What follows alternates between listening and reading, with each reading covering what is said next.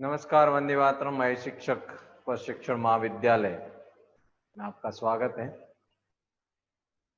और आप अध्यापक बनने जा रहे हैं। आपका सेकेंड ईयर का समावेशी शिक्षा मुद्दा है कि विकलांग बालकों के लिए भारत सरकार के द्वारा क्या क्या योजनाएं चलाई जा रही है। इस समावेशी शिक्षा का मेन एक ही उद्देश्य और पूरी उसी पर है, विकलांग बच्चों के लिए ही शिक्षा को पढ़ना है। उन बच्चों को किस प्रकार शिक्षित किया जाए, जैसा कि 18 वर्ष तक उनको निःशुल्क शिक्षा देने की प्रावधान किया गया। 18 वर्ष तक निःशुल्क शिक्षा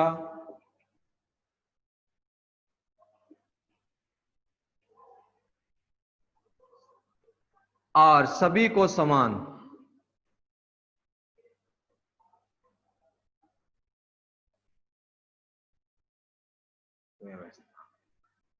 शिक्षा नीति के तहत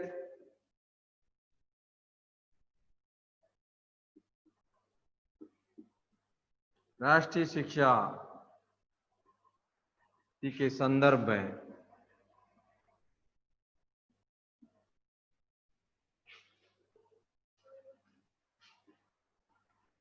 विकलांग बालकों के लिए सुविधाएं या योजनाएं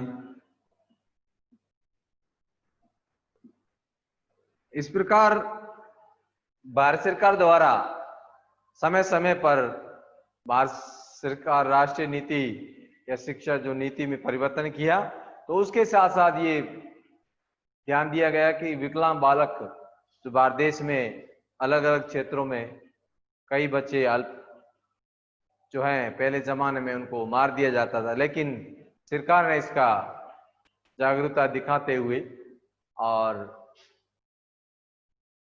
ज्यादा से ज्यादा उन बालकों के लिए ऐसी व्यवस्था करना जिससे कि वो मुख्य धारा के साथ जुड़ पाए और उनको समान मिल पाए सभी बच्चों के साथ और शिक्षा।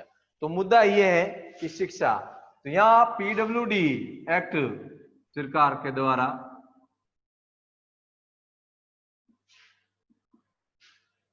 जो 1995 में अधिनियम बना और फिर इसमें व्यवस्था की गई कि जितने भी इस प्रकार के बालक हैं,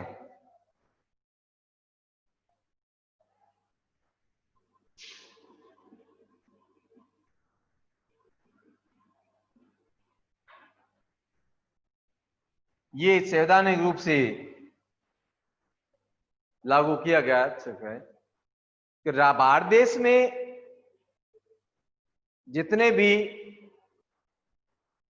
विकलांग बालक हैं, उन बालकों को शिक्षा के माध्यम से मुख्य धारा के साथ जोड़ना, उनको समान अवसर देना, उन विद्यालयों में जहां बाकी बच्चे पढ़ रहे हैं उनके साथ वातावरण अच्छा बनाना और इस प्रकार व्यवस्था करना जिससे कि बालक सामाजिक तौर पर भी अपने आप को अलग महसूस ना करें।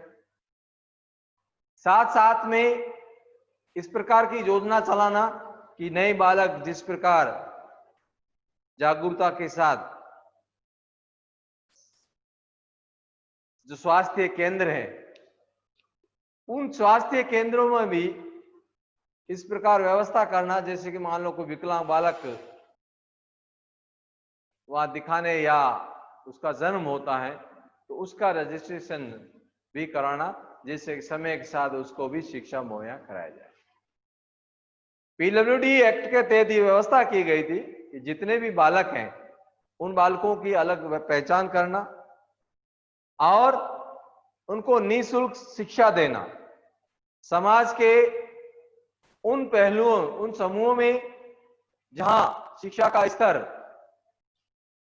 बिल्कुल निम्न स्तर पर है, लोग ज्यादा अनपढ़ हैं, तो उनके जो अभिभावक हैं उन अभिभावकों से भी वार्तालाप करना, ताकि अपने बच्चों को शिक्षित कर पाए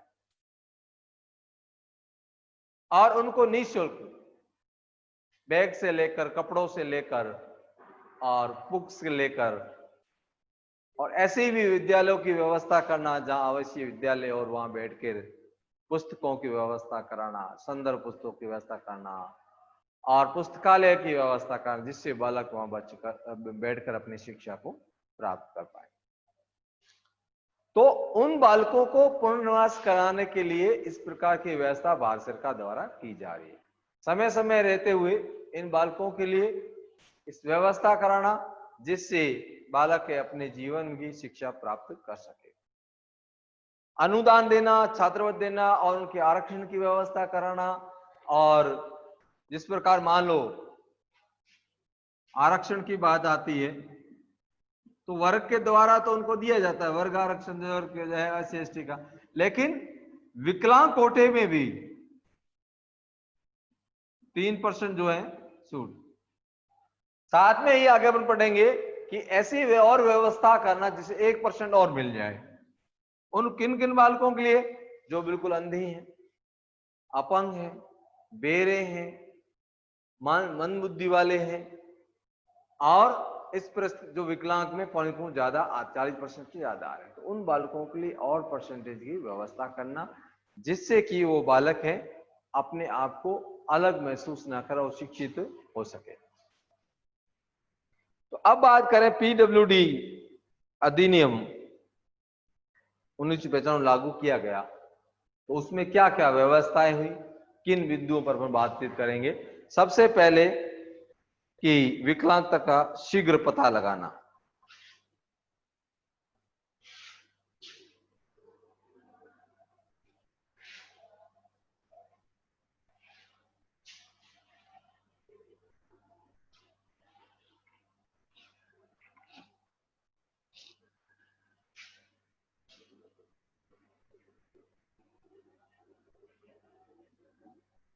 कब लागू हुआ? 1995 के नाम से, और 1996 में लागू हुआ। तो इसका महत्वपूर्ण क्या था कि विकलांग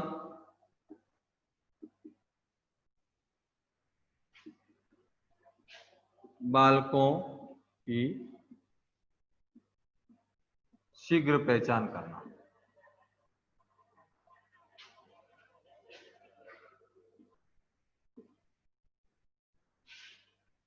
कि बालकों, इस प्रकार के जो बालक हैं, उन बालकों को उत्तरदायी जो लोग हैं जिसके कारण से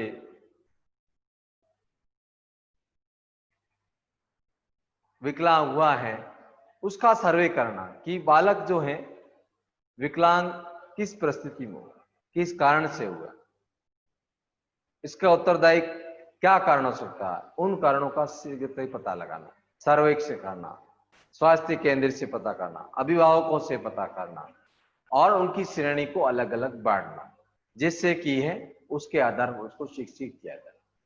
तो इस प्रकार व्यवस्था करना, जिससे और निवारण के लिए मानदंड तैयार करना कि इन समस्या को, मान लो कोई विकलांग 40% मंद बुद्धि वाला है, तो इसके लिए क्या मापदंड तैयार किए गए? अंधा है,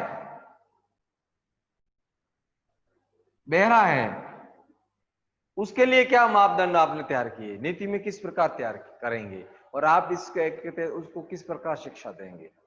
तो शीघ्र, अति शीघ्र इस कारणों का पता लगाना कि किन कारणों से इस प्रकार की जो है विकलांगता आई है। अंधा है, बहरा है, या एक्सीडेंट के बाद में विकलांग हो गया है, मंद बुद्धि वाला है, तो उस मंद बुद्धि वाले को बालक कैसे शिक्षा दी जाएगी। ये अधिक से अधिक जो सर्वे करके, सर्वेक्षण के बाद इसको पता लगा। तो सबसे पहले क्या है एक्ट के तहत कि विकलांग बालकों की शीघ्र पहचान करना। उसके बाद है, जब पहचान होने के बाद क्या आ जाएगा?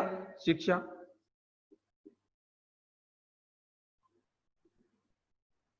और शिक्षा में सबसे पहले मान लो सामान्य विद्यालय में उनका प्रवेश दिया गया है, तो उन विद्यालयों के साथ उनका व्यवहार कैसा है, बच्चों के साथ कैसा व्यवहार रह रहा है, उसका ध्यान रखना। और ये प्रावधान है कि 18 साल बच्चों को 18 साल तक उनके निःशुल्क शिक्षा देना। बच्चा मानसिक रूप से विकलांग है तो उसके लिए व्यवस्था, ऐसी व्यवस्था करना, और उसके लिए ऐसे पाठ्यक्रम की व्यवस्था करना। और जो शारीरिक रूप से और मानसिक रूप से अपना प्रतिभाशाली बच्चा है, उनके लिए छात्रवृत्ति अनुदान की व्यवस्था करना, ऐसे पाठ्यक्रम की व्यवस्था करना, वहां ऐसे जागरूकता गांव में प्रचार करना जिससे कि बच्चे जहां पढ़ नहीं रहे हैं, स्कूल आ नहीं रहे हैं, तो उनके लिए भी व्यवस्था करना। और स्वास्थ्य कर्मी है और या दूसरे जो शिक्षक है उनको भी प्रशिक्षण देना कि ज्यादा से ज्यादा इन लोगों को शिक्षा के क्षेत्र में जोड़ पाए। जब ये शिक्षित हो जाता है तो उनको अगर ऐसी व्यवस्था, आर्थिक स्थिति की जरूरत है और अनुदान, छात्रवृत्ति की बात है, और समाज कल्याण द्वारा जो छात्र मिलती है उनके बारे में उनको बताना। कई बार क्या होता है, बच्चे पढ़ते नहीं कि आर्थिक स्थिति सही नहीं है, हम पढ़ेंगे नहीं, तो उनको ये बात पता होनी चाहिए कि अगर हम पढ़ जाएंगे तो हमारी शिक्षा पूर्ण रूप से निःशुल्क है और हमारे लिए अलग व्यवस्था की गई है, हमें पुस्तकें मिलेगी, लाइब्रेरी अलग व्यवस्था की गई है, और हमें अलग अलग पुस्तक अगर प्रतियोगिता की तैयारी करें उसके लिए भी हमारे अनुदान दिया जा रहा है। और शिक्षक जो हैं, जो हमें प्रतिभाशाली और अनुभव प्रशिक्षण लिया हुआ उस क्षेत्र में, उस विषय में, जिससे कि हम उससे शिक्षा प्राप्त कर सकते हैं, तो ये जानकारी उस बालकों को तक पहुंचाना, उनके अभिभावकों को बोला। अगर शिक्षा का प्रचार कर रहे हैं तो वो उनको सुविधा मुहैया करानी चाहिए जिससे कि बालक अपना शिक्षा, तो ज्यादा से ज्यादा उन बच्चों को निःशुल्क शिक्षा दिलाना चाहिए और उनके अभिभावकों को भी बताना कि ज्यादा से ज्यादा बच्चों को शिक्षित करें और शिक्षा ऐसी देना जिससे कि अपना भविष्य और उज्जवल कर सके और करियर बना सके, जिससे कि उनका मुख्य धारा के साथ जोड़ सके। तो कुल मिला के शिक्षा का उद्देश्य है बच्चे को इस प्रकार शिक्षित करना, तो उनको वापिस मुख्य धारा के साथ मोड़ना, और समाज के जो लोग हैं उन बालकों के प्रति जो रवैया है, जो विचारधारा है, वो उसमें भी परिवर्तन करना। तो ये ज्यादा शिक्षा के द्वारा जरूरी है। तो पीडब्ल्यूडी एक्ट के तहत ये ध्यान रखा गया है कि इस प्रकार के। अब शिक्षित होने के बाद क्या चाहिए उसको? रोजगार। सरकार द्वारा रोजगार की व्यवस्था करना, गैर सरकारी या आत्मनिर्भर बनाने के खुद का कुटीर उद्योग खोल के देना। तो इस प्रकार अगर मान लो सरकार पिछले सालों में भी इस प्रकार व्यवस्था की, किसी को एसटीडी खोल के दिया, किसी को राशन के दिया, तो वो शिक्षित होना, जहां तक वो शिक्षा प्राप्त कर ली, भाई बच्चा अब इतने इससे ज्यादा शिक्षित नहीं हो सकता या शिक्षा नहीं प्राप्त कर सकता, अब इसके रोजगार की जरूरत है, तो उन रोजगार की व्यवस्था कराना। जैसा बालक जरूरत है, जिस प्रकार जो काम कर सकता है, उसका बच्चे को उस प्रकार के रोजगार की शिक्षा देना, उस प्रकार के उनको तैयार करना। तो जरूरी है बच्चे को समाज की मुख्यधारा जोड़ने के लिए बच्चे को शिक्षित के साथ साथ, शिक्षित होने के बाद अगर वो रोजगार बेरोजगारी है तो फिर वो शिक्षा भी कोई महत्व नहीं रखती है। तो शिक्षा के साथ साथ जरूरी है कि बच्चे को रोजगार मिले, चाहे वो स्वरोजगार की बात हो, चाहे वो गवर्नमेंट में अगर वो उसके क्वालिफाई होता है तो वो उसकी बात हो, लेकिन उसको रोजगार की जरूरत है और उसको रोजगार देने की व्यवस्था, ताकि वो जब रोजगार हो जाएगा, जब शिक्षित हो जाएगा, रोजगार मिल जाएगा, तो वो अपने आप सामाजिक स्तर पर उसका जो स्तर है, आर्थिक स्तर सुधर जाएगा, क्योंकि आर्थिक स्तर अच्छा होगा तो फिर वो सामाजिक स्तर भी सुधार सकता है। अब है गैर भेदभाव।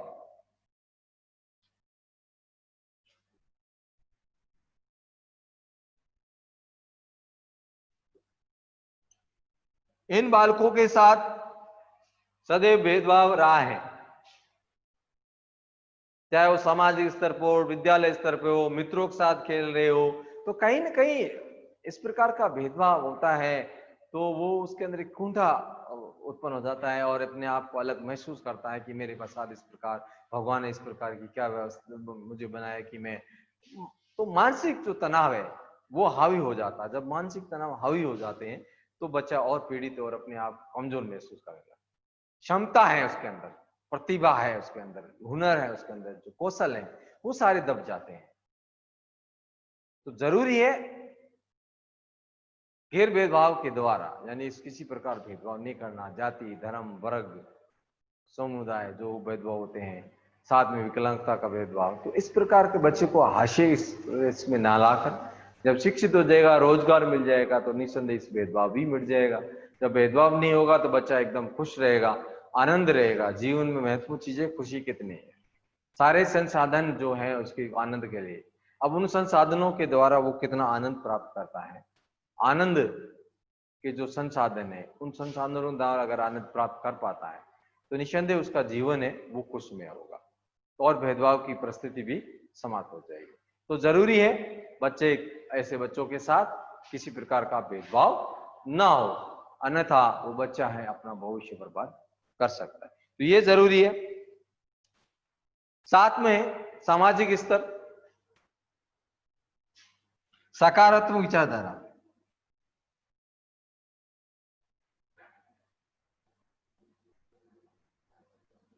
कार्रवाई, कोई भी बात जब आज की परिस्थिति में अगर बात करें, अगर सकारात्मक पहलू, विचारधारा अपनी सकारात्मक चिंतन, विचार, मन के भाव,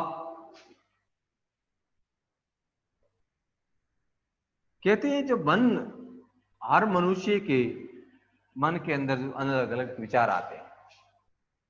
विचार क्यों आते हैं, नेगेटिव विचार से क्यों आते हैं, कि जब वो ऐसा महसूस करता है कि मेरे साथ इस प्रकार का व्यवहार किया जा रहा है, तो धीरे धीरे वो नकारात्मक विचारधारा में जाए, और इस प्रकार की धारणा, इस प्रकार का वातावरण तैयार हो जाता है, नेगेटिव आकर नकारात्मक, तो चारों दिशाओं में, जब चारों दिशा में इसी प्रकार का विचारधारा है, उसको ऐसा महसूस होता है कि यही है। तो इस परिस्थिति में शिक्षक, विद्यालय, परिवार, समाज उस बालक की उस नकारात्मक दीवार को कैसे तोड़ते हैं और एक सकारात्मक वातावरण बनाना जरूरी। जब सकारात्मक वातावरण बन जाएगा तो विचार तो आते रहेंगे, विचारा का काम है आना, तो जब वो सोच उसकी सकारात्मक होगी तो इस प्रकार के विचार भी अपने आप चले जाएंगे, उसका काम आना हो जाना। लेकिन उन विचारों में बह जाना मतलब उसके मन के अंदर इस तरफ नकारात्मक विचारधारा हावी हो गए हैं, तो उस वातावरण को सकारात्मक कार्रवाई करके करना, कि जिससे कि बालक है अच्छा सोचे, सब लोग उसके साथ अच्छा व्यवहार करें, रोजगार उसको मिल गया है, शिक्षा उसने प्राप्त किया है, भेदभाव कोई नहीं कर रहा है, तो जब ये सब चीजें हैं तो वो नेगेटिव, नकारात्मक चीजें क्या सोचेगा। तो इस प्रकार सकारात्मक विचारधारा का प्रचार करना, ऐसे कार्यशाला का उत्साह बढ़ाना, जिससे उसका आत्मविश्वास प्रबल हो, यथार्थ जो उसका है, पुरुषार्थ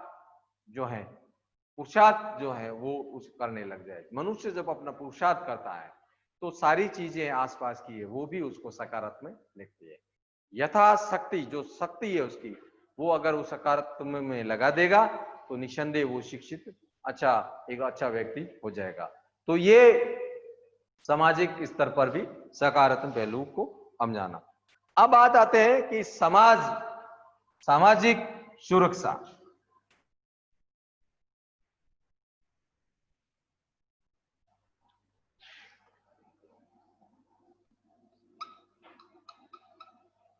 सामाजिक सुरक्षा जरूरी है, समाज में रह रहे हैं तो जब समाज में रह रहे हैं तो समाज में सुरक्षा भी समाज का दायित्व है, सरकार का दायित्व है। आप मेरे को बताइए, जब आप शिक्षित हो गए, ये मैं बिठा देता हूं, साफ कर देता हूं, हो गया, लास्ट बिंदु पर बात करते हैं कि जरूरी है कि समाज में सुरक्षा। ऐसा सवाल क्यों आया, क्योंकि ऐसे जो बालक हैं वो अपने आप को भयभीत समझते हैं समाज स्तर पे, कि समाज हमें अपना नहीं रहा है, समाज हमें मार सकता है। क्योंकि ऐसा पहले होता था, समाज में अगर बच्चा इस प्रकार का विकलांग या मंदबुद्धि का हो गया तो परिस्थितियां ऐसी होती थी, उसको पहले ही समाप्त कर देते हैं। अब यहां जब शिक्षा, अच्छी शिक्षा मिल जाएगी, शिक्षा का अर्थ से विद्या, तो शिक्षा से अपन की समाज सुरक्षा हो जाएगी, समाज अच्छा बनेगा, समाज में सकारात्मक विचारधारा आएगी।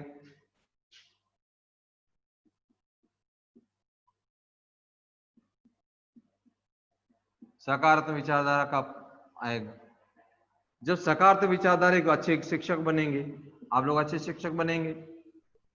एक अच्छा शिक्षक यानी अध्यापक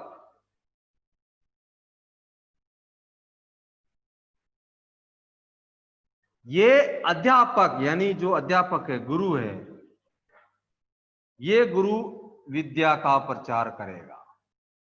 जब विद्या आएगी तो संस्कार होगा, संस्कार होगा तो धर्म होगा, धर्म होगा तो न्याय होगा। क्या होगा? न्याय होगा। तो सारी चीजें किस पर निर्भर करती है? एक शिक्षा पर। उच्चतम सर्वकोटि की जो शिक्षा है वो एक शिक्षक के माध्यम से हम प्राप्त कर सकते हैं। यह शिक्षक जो है हर वातावरण को, जो नकारात्मक वातावरण है वो किसमें परिवर्तन कर देगा? सकारात्मक। शिक्षाविद क्यों कहते हैं? क्योंकि वो शिक्षा के विचारों को जानता है कि शिक्षा के विचार किस प्रकार दूसरे विचार को परिवर्तन काटता है। हृदय को, उनके मन के नकारात्मक विचारधाराओं को काटता है और उसमें सकारात्मक का संचार करता है। जब विचार सकारात्मक हो जाएंगे तो समाज के अंदर संस्कार, धर्म, न्याय, जब संस्कार है, धर्म है, न्याय है, तो समाज है उच्च कोटि का होगा, नहीं होगा? जब समाज उच्च कोटि का हो जाएगा तो सभी सुरक्षित है। समाज जब उच्च कोटि का हो जाएगा तो सभी समाज में समान रूप से अपने आप को महसूस करेंगे। तो ऐसे बालकों में जब सकारात्मक प्रवास हो जाएगा, जब अपने प्रचार यही किया, बात यही की कि सबसे पहले इन बच्चों की पहचान करना, शीघ्र से शीघ्र, फिर उनके लिए स्वास्थ्य कर्मियों को, स्वास्थ्य जो केंद्र हैं उन केंद्र से पता लगाना, उनको भी इस प्रकार का प्रचार करना कि अगर आप पास आते हैं तो उसके साथ अच्छा व्यवहार करें, स्कूल में आते हैं तो उसके साथ अच्छा व्यवहार करें। अब शिक्षा प्राप्त कर रहा है और जब शिक्षा प्राप्त होगी तो भेदभाव कम होगा, भेदभाव कम होगा तो सकारात्मक पहलू आएंगे, सकारात्मक पहलू आएंगे तो जो समाज स्तर में वो सुधार होगा। जब समाज शिक्षा की बात होगी तो शिक्षा से सारी चीज संभव है, लेकिन शिक्षा हमेशा उच्च कोटि की होगी और एक अच्छा गुरु जो उसको शिक्षित कर सकता है। तो सबसे पहले जो माता है वो है, उसको अंदर सकारात्मक भाव होने चाहिए, क्योंकि मां से बढ़कर कोई संसार में गुरु नहीं है और उसके बढ़कर कोई संसार में संस्कार नहीं है। अगर उसके पास जो संस्कार है, अगर वो अगर बालक को मिल जाए अच्छे, अभिभावक का को शिक्षक क्या समझाता है? मान लो अब शिक्षा की बात कर रहे हैं, ये शिक्षा की बात कर रहे हैं। अब शिक्षा कौन दे रहा है? अध्यापक, गुरु दे रहा है। ठीक है, गुरु लिख लेते हैं। अब गुरु क्या कह रहा है? चाहे माता है, ये बच्चा है, अब बच्चा चाहे सामान्य हो, बालक बिल्कुल किसी चीज से कोई परे नहीं है, कोई दुनियादारी से लेना नहीं, बिल्कुल बालक भगवान का रूप। अगर ये सूरज देखता है, उसको बताता है कि सूर्य है, तो वो मानेगा बिल्कुल सूर्य है, ये चमकता है, इसका तेज है, तुम भी उस तेज बनना। जो दिखा रहे हैं वो बालक सीख रहा है। अब यहां बालक अंधा या बहरा नहीं है, इसको महसूस कराना है। ये बालक जो संचा है, इस संचय को कैसे डालते हो आसपास वातावरण। अब ये आप शिक्षक बनने जा रहे हैं, आपको पता होना चाहिए कि हमें क्या करना है। तो वातावरण कैसा होना चाहिए? सकारात्मक।